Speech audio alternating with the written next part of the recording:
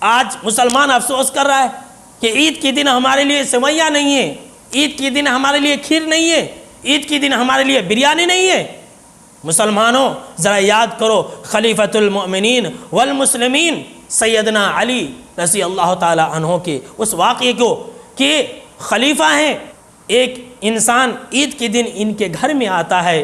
ناظرین کرام، میرے ہندوستان کے مسلمانوں ذرا اس واقعے کو سننا اور عبرت لانا، حرف شکایت جو لاتے ہو اپنے زبان کے اوپر، ذرا اس واقعے کو سننا اور اپنا موازنہ کرنا کہ ہماری اوقات کیا اللہ کے سامنے میں، ان کا حال کیا تھا۔ سیدنا علی رضی اللہ تعالی عنہ کے پاس ایک شخص عید کے دن آتا ہے تو دیکھتا ہے کہ سوکھی روٹی کھا رہے ہیں، سوکھی روٹی اور زیتون کے تیل کے ساتھ کھا رہے ہیں۔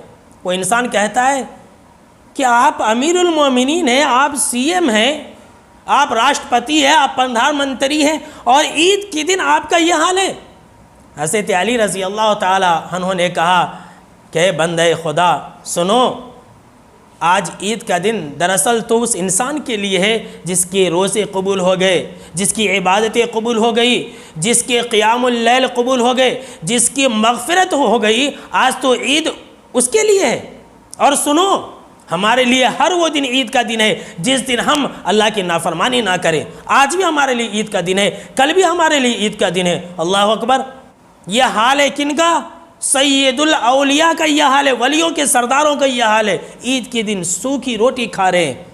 اگر ہمیں عید کے دن نمک روٹی نصیب ہے تو کیا یہ بہت بڑی نعمت نہیں؟